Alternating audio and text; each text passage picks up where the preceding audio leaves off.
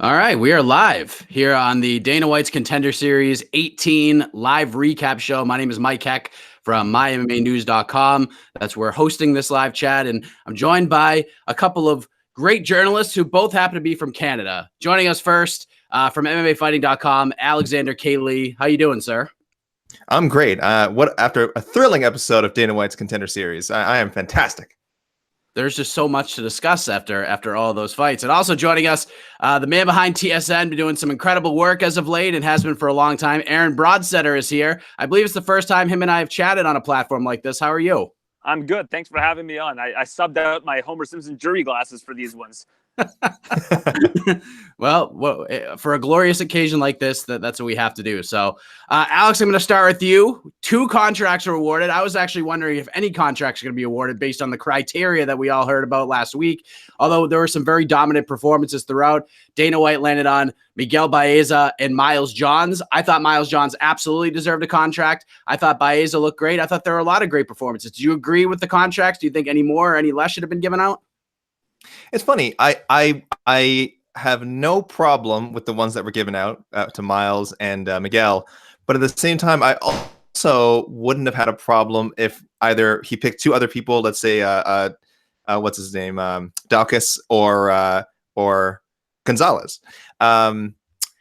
or if some people had been kind of speculating on Twitter if he tried to make a statement by handing out no contracts, which I mean would have been horrible for the fighters. I wouldn't wish that upon them. But certainly would have made for interesting programming and an interesting statement. So long answer to short answer, I had no problem with the contracts that were given, but wasn't exactly thrilled about them. Aaron, you had nailed the contracts last week. Everyone was talking about Loughnane not getting a contract. You had nailed that. You went on Ariel's MMA Reporter show and gave your take on it, which I actually agreed with after hearing you discuss it and talk about it. Were these the 2 guys you thought were going to get contracts tonight? No, they weren't. I did agree with Johns getting the contract. I thought he was incredibly dominant. I think he's got a huge upside. If you look at what he can do, you can put him in there against almost any bantamweight in the UFC right now, and I think he would hang with them. But I also thought that Kyle Daukaus should have gotten a contract. I thought that, he got a 30-25 on one scorecard. His grappling was so dominant. But, of course, when you look at what Dana is into, grappling is never really that. I thought that the dominance of the grappling and the variety of attacks that he threw out there, the different types of submissions that he put out there, and his constant, push for the finish for that entire 15 minutes would have been enough to cinch him that contract, especially when you look at Baeza in the 3rd round, basically taking his foot off the gas and not doing much of anything, looking like a deer in headlights, looking tired. So when you look at that and you look at the criteria being finishing, being aggressive, pursuing the finish constantly, I thought that Daukaus fit that criteria a little bit better. Alex, how much do you think Baeza being so adamant on taking that fight, even though Reina missed weight by 7 pounds yesterday, how much do you think that led to the decision? I mean, obviously, if it was a grind-out performance, he didn't land anything really significant throughout the fight, that might have changed things. But the fact that he had 2 really good rounds, even though he took his foot off the gas a little bit in the 3rd round, how much do you think that factored into the decision tonight? Oh, it was huge. It was huge. Dana mentioned it after, of course. But yeah, for anyone who doesn't know, it was a welterweight bout, and Victor Reina came in at 178 pounds. In fairness to him, he was coming in on less than 2 weeks' notice for an injured Ramiz Brahimaj, who, by the way, I was really, really excited about being a Contender Series. So, again, no disrespect to anyone tonight, but I really wanted to see Ramiz get a shot. So hopefully he'll get a shot down the road. But yeah, no, it was a huge factor. Dana's always talking about he just wants people who want to fight, and what says more about someone wanting to fight than saying, you know what, forget it. I don't care what my opponent weighed in at. I'm going in. I'm going to win anyway. Yeah, maybe he tired a little bit in the 3rd, but he did look pretty good through the first 2 rounds. So like I said before, no problem with that contract. And yeah, his attitude is going to go a long way with Dana White and the UFC. Aaron, who do you think has the higher ceiling right now? I mean, we talked about Johns. He's obviously got a ton of talent, very well-rounded. He could do it on the ground. Didn't have any problems with Richie Santiago, even though Santiago's very good on the ground. Has won all of his fights via rear naked choke heading into that fight. And I got to give Santiago a lot of credit. He hung in there a lot. He kept smiling throughout the process, even though it was a pretty one-sided fight. Between Baeza being in the welterweight division, which is loaded, and bantamweight's pretty loaded too for a guy like Miles Johns. What is Johns' ceiling? How far can he go? Could he compete with the top 20, 25 guys right now? Well, why don't I ask you a better question here, Mike? I'm sorry to do this to you because this is your show, your broadcast. Who do you think has a better, higher ceiling, Kyle Dawkins or Baeza? Because I think it's pretty clear that Johns has a higher ceiling than Baeza. Look at what Johns did in that fight. I thought that Baeza took his foot off the gas in the third, and even though he was fighting a guy that missed weight, didn't get the finish like you would think somebody would when they're going against somebody that has troubles making that weight in this kind of criteria. What do you think? Do you think that Baeza has a higher ceiling than Dawkins from what we saw tonight? It's interesting. Dawkins, again, I actually agreed with Dana. He's a little raw. I thought overall he had the most dominant performance of anybody tonight. It may have just been the matchmaking. I mean, Santiago's a very tough guy. Johns has a very high ceiling. I mean, the LFA bantamweight champion, he's just been on a tear. And, he was actually, I rated him pretty highly heading into the show. He actually exceeded my expectations, if we're being honest here, because I know how tough Santiago is. Johns looked fantastic. I think Dawkins does have a great future in the sport. I think just a little more kind of weaving, a little bit of molding his way. I think he could do some really big things. Lombardo's no joke either. And he ran through, 30-25. Let's talk about the judges' scorecards in that one. 30-25, 30-26, and a 29-27, Alex. Like, what were your thoughts on that? Like, when I heard the 29-27, I didn't know what was more surprising. Which round? Which round could you even give that guy? What's that? What round would you give him? Like, if I don't know. 27. I don't know. I did see that. I think I saw that Mazzagatti was one of the judges there. Are you surprised they let him into the Apex? Like, Mazzagatti walks into the UFC Apex. It sounds like a punchline of a joke, but well, Alex, what was more surprising, the 29-27 scorecard or Tony Johnson winning that fight? I was not super surprised by the Tony Johnson thing, though. I will say my judging has been a bit screwy lately. I got quite some comments. I'm not going to say what my Malignaggi Lobov scorecard was, but people did not agree with it. And in fairness to them, I may have been in the wrong there, so I'll say that. No, I didn't think the Tony Johnson win was too surprising. The Dawkins scorecards were just bizarre. I mean, I think he should have at least won 30-26 across. Even the 30-25 I thought was a bit much, but 29-27, no idea. Maybe Lombardo something in the first, but that was an odd one. So that result, I just can't remember where I've seen a trio scores like that. Let's say it again. 30-25, 30-26, 29-27. So there's a 10-8. There's a consensus 10-8 there somehow. Somehow. But I guess one of the rounds went to Lombardo. I don't know. So yeah, scorecard. So I don't know where we'll see that again. So that was definitely to me more bizarre than the Johnson Cunningham win, which was certainly a strange fight. But I think there's enough people that would see that and go like, yeah, they could see how Johnson won. Alex, I want to go back to you because we had tried to do this last week. We failed miserably in multiple ways, whether trying to go live or trying to record it. We had a great 19-minute conversation last week, which we heard all of your minutes without a problem. We heard none of my minutes, so none of it made air. But we were talking about like what could we do, to make the Contender series better. Aaron, we're gonna get to you because you made a great point on Ariel's show, which I loved, and we talked about it on my other show on Monday night. But I don't want to take like everything away from you here, but I'm going to let you kind of conceptualize this and explain it. Do you feel like based on the concept of where the show has gone, I'm not going to say the talent's not there, but has it gone dry a little bit? Like, has the concept just kind of like dried up slightly based on what's out there right now? Yeah. And I think, are you asking me? Sorry, go ahead. Yeah. So this is something we sort of talked about last week that again, we didn't get to air, unfortunately, but it's sort of suffering the same problem that the Ultimate Fighter eventually suffered, where, you look at the first 3, 4, 5, probably 5 seasons up to the lightweight one, and you just had like amazing talent. We have fighters who are, in the UFC or in major promotions still who are from those series. But that was when, again, you're drawing from this pool of undiscovered talent. It's so exciting. So the Contender series was kind of able to do that in seasons 1 and 2. And now, again, at some point, you've signed everyone. You've either signed them through Contender series or just signed them through your own scouting, which is what the UFC is perfectly capable of doing. So I don't want to say these first 2 episodes of season 3 are indicative of like maybe a major downturn. But if anyone's wondering why are the fights so close, why does it seem difficult for anyone to really make a major mark, that could be why. It's just the amount of elite unsigned talent out there it's just going to be less, and you just have to wait for it to replenish on its own. Aaron, I saw a couple different journalists tweet this out in a different way. The Tonight Show was like revenge for Brendan Loughnane not getting a contract last week. Like, kind of comparing what you saw last week comparing to this week. Are you still in agreement that Brendan Loughnane, I know like if it was up to you, based on what you see, you would have given him a contract, but based on what Dana White's criteria has been, over the last couple of years, maybe not so much. Should they have given him a contract? Should they just call him up right now and be like, dude, let's just get in. The karma's not in our favor right now. Well, here's the question. I mean, if that Loughnane fight was on this card instead of last week's card, does he get a contract? Which I think is a valid question. I think maybe he does, because you have to compare it based on what the different fights are on each particular night. Now, again, that's why I think that the format that I suggested makes a whole lot more sense. Let me throw something at you.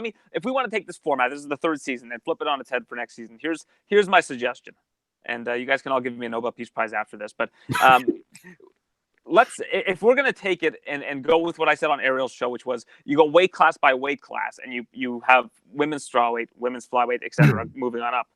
What if you had the first episode be a draft? Everybody loves drafts, NBA draft, NFL draft. And you have Mick Maynard and Sean Shelby drafting. You have a pool of 10 athletes in each weight class, and they draft them, and then they match make it on the fly. Like, I think that would be like, you can choose based on matchups, based on the matchup that they think is advantageous for their fighter, and then they go in order. I take this person, then when it comes to the fights, I make this fight, you make that fight. And then you have a whole show is basically you can preview it, you can tell all of their different stories, similar to how you have an NBA or NFL draft. I think that would get you more invested in these particular athletes. You can watch it at any time. It would be evergreen content up until the first episode. I think that if you do that, then you have a chance to introduce people to these athletes well in advance, and you can do it in a way that's more fair for the athletes because they're competing against people in the same weight class across the board for an entire episode. Can we change the name? Can we go with Dana White's? No, concept is the same. Dana picks out the contracts. No, Dana decides who gets contracts. I like that element of it because it's just so strange. It's so bizarre to try to enter his head and pick who he's going to give these contracts to. But I think that would really add a new element to things, and would also allow the UFC to introduce people to all of these different prospects in advance and let you get a little bit connected with them rather than on the show having to learn about their story then and there. I think it'd be amazing to get like Dana's reaction to the teams they draft. Like if, Mick Maynard brings in a fighter, like two fighters, and they have like a terrible fight. Like I'd love to be in that office to see Dana White's reaction, to be like, how could you draft these people? Like I wouldn't want to see that because I love these athletes. What if you even build more drama and you have like 14 athletes and 4 of them go undrafted in their reserves or something along those lines? Chip in the shoulder. The old chip in the shoulder. See? There you go. Yeah, you got give them a little bit of incentive, and maybe they carry on to the next season. Who knows? But I think that's a cool idea. That is a great idea. We were talking about, we had John Morgan on Between the Links last week, and we were talking about like, it's been so good heading into the first episode last week. Like, what can we do to make it better? And some of the ideas that were thrown out, John Morgan had a great idea, like backup fighters were part of it, which would be good for your draft idea. But another idea that came out is like, not only do we have the Contender series with the fighters coming in, try to make their way into the UFC, but Morgan had recommended maybe doing a loser leaves town kind of concept too. Like if you need to fill some spots, bring in 2 guys who are on 3-fight losing streaks and they fight for their job, fight for another 4-fight contract. Alex, what do you think about that?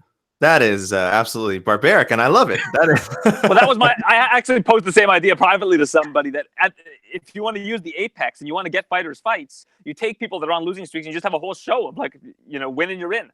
And you get to live another day in the UFC. And, it's completely separate from Contender Series because they have the ability to create that content now whenever they'd like. You just flip a switch. It's on Fight Pass. You can watch, whatever, a card of, even if it's just 8, like four different fights. I'd watch that in the middle of the week. Yeah, I think we agree that they need to do something maybe after the season. I don't know. And again, who knows? Maybe the next 6 weeks are just like absolute bangers. They might be. I mean, this is a good format. This is a good format. It's better than the Ultimate Fighter format. It's a lot more current, modern. And I think that the element of Dana picking contracts is a great concept because you just never know where his head's going to be at any given time, which I love. And I like the breakdown after. I do like how, again, we might not agree with his rationale necessarily, but I do like they at least put him on the spot. He has to say something about each guy, whether he signs them or not. That part is particularly compelling. And again, it gets people talking, like I said, whether you agree or not. People were buzzing on social media after last week. Again, I'm by the way, I'm refraining from saying Brendan's name just because I think we've all talked about Brendan Loughnane so much, and I wish him the best. But I know people are probably tired of hearing about this debate. So, but the point is, the format's great. But I like that at least you and a lot of other people are coming up with ideas because it's best to try and innovate ahead of time before it gets stale, right? So maybe it doesn't need to happen this year, but next season, a few tweaks, whatever. Again, whether it's a draft or some sort of I don't know, American Idol voting system. I don't know, something like that. Then we can that's a good thing. We want to have ideas now, not when it's too late. I love the draft idea. I think that's tremendous. We're going to wrap with some very positive stuff, and I want to get your guys' takes on this because, Laura Sanko, is the backstage reporter for the Contender Series. She's also the ring announcer, and she does a million things. She's basically like announcing the decision and then going right to the back to interview the fighters. And I got to say, like, when she got in there and was doing stuff for Invicta, doing the post fights and stuff, like, I always thought she was really natural and she was really good. But seeing her on the Contender Series right now, especially over the last couple of years and more so this season, I think she is the best of the best when it comes to backstage reporters. I think she's the gold standard right now. This is nothing against anybody else that does the job, but I think she's at the top of the food chain right now. Aaron, what are your thoughts on that? I know you're a guy who does a lot of interviews backstage at UFC events, talking to fighters. You do a great job in your own right, but I think Laura does a fantastic job. And how do you think she meshes with the Contender Series format and everything she has to do? Yeah, Laura got a lot of mileage tonight. She was going back and forth, I guess she has to announce the winners every week, regardless of if it's a decision or not.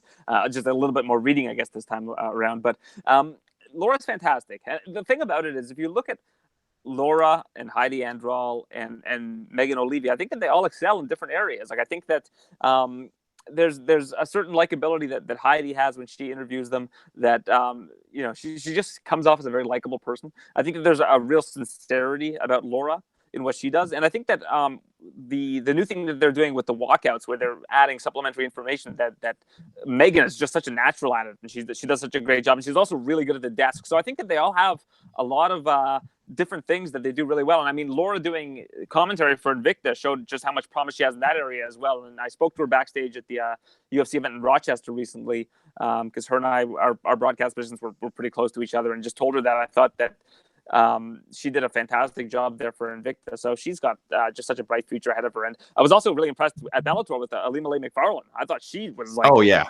absolutely mind-blowingly good for somebody who was doing that for the first time. Looks like she had been doing it for years.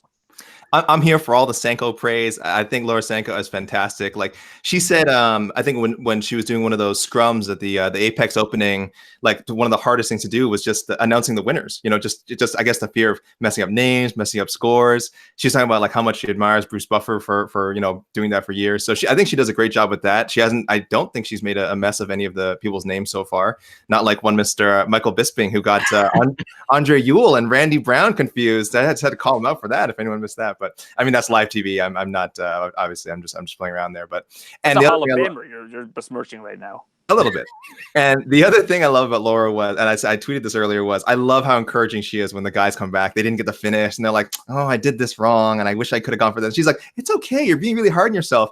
She had to say that a lot tonight. She said it week 1 too. And I just love that. I'm all about the positivity. And I think it's great for these players to hear that. Especially, again, whether they get a finish or not, they should be proud of themselves. Whether they won or not, they should be proud of themselves. So I wish she was there for the losers too. I wish she could be there for everyone, just to give them a hug and tell them what a great job they did. Because just to add to that, I think that does add a really good element to the show, because the whole premise of it is sort of commodification. I mean, it's Dana White looking at these individuals as future assets, whereas Laura can kind of humanize them. And I think that's a really good yin and yang there. Yeah, and I think Brendan Fitzgerald does a great job. Bisping did a good job tonight. Felder was awesome last week. And we'll wrap up with this. I don't know if you guys have the cards in front of you, or if you guys have studied them. I just happen to have it in front of me. But just kind of looking ahead to week 3, any fighter that you're excited to take a look at next week? Oh, you put me on the spot. 1 second. Yeah, I'm just pulling it up right now. So I know who's fighting. I just don't know when. Program. I'm putting these gentlemen on the spot. So if you missed it, 2 contracts awarded tonight. There were 2 last week, and Jorge De Castro has the only finish of the season so far. So it's going to be really interesting to see where they go next week. Jonathan Pierce, Jacob Rosales. We got Maki Pitolo versus Justin Sumter, who had a really impressive performance on that Bellator card not too far back. Chris Ocon versus Hunter Azor. Antonio Tricoli versus Kenneth Berg at light heavyweight. And then the main event is James Wallace versus Joseph Selecki at 155 pounds. So out of those names that I just said, Alex, who's the one that you're looking forward to seeing the most? Or are you just going to pull Laura Sanko and just be happy to see all of them? Well, I'm going to be happy to sell them for sure. But definitely I was going to say Justin Sumter has to be one to watch. I mean, he was on, you mentioned the impressive performance he had at Bellator. He was also on Contender Series last year. And I mean, he was facing Ian Heinisch, who I think we know now is like an absolute truck. So, being beaten by Ian Heinisch, it was the first round. Being beaten by Ian Heinisch inside a round is nothing to be ashamed of. And I think he's I don't know if I don't know enough about his opponent to know if this is supposed to be a showcase fight for Justin or not. So, anyone out there, feel free to correct me in that regard. But if based on what we saw in Bellator, and again his reputation outside of the Heinisch fight, which again, great opponent, he should be a standout. So I'd look out for him. Aaron, what do you think? I'm going to just take a wait and see approach. I don't really know I'm not too familiar with any of these individuals. And I like kind of going into the show that way. I mean, I do remember Sumter from last year. He is facing the token Hawaiian on the show, as it'll be the third straight week with a Hawaiian fighter. So I'm just going to take a wait and see approach. There are some that I've heard of from the regional level, like going into tonight. I had heard a lot about Johns. So I'm just going to wait and see. I like knowing less about them. Because I think that it's cool to see. And I think that Tricoli was one of these individuals who last year was supposed to be on Contender Series, but didn't end up getting a visa, something along those lines. But I might be wrong about that. Oh, let me squeeze his name sounds familiar to me. Let me squeeze in a plug for our boy Keith Schillen, which I tried to do last week. Again, our show didn't record. Keith is doing excellent Contender Series previews on SureDog. So keep an eye out for. I think he puts them out the day before, so on the Monday before each new episode. Keith's doing a great job. I read them all the time before every Contender Series episode. So check those out. Again, SureDog.com. I'll plug someone else's site. If Aaron or anyone else out there wants to know more about these guys coming up on the show. Yeah, Keith does a good job. His head is swollen enough because we told him about it last night on Between the Legs. But we gave him your praise. I think that's it. I think we covered it a lot. I know Aaron's still sitting at TSN right now. We want to get him home and to do the darn thing. You think he's the only one left in the office at this point? Yeah, there's Steve Nash over there. Just Steve Nash. Yeah. And behind that wall, Jay and Dan are prepping for their show. So we got a lot there you going go. on. Before we get out of here, we'll do some plugs. Alex, where can everyone find and follow you on the web, social media, all that good stuff? Anything coming up in the world of MMAfighting.com this week?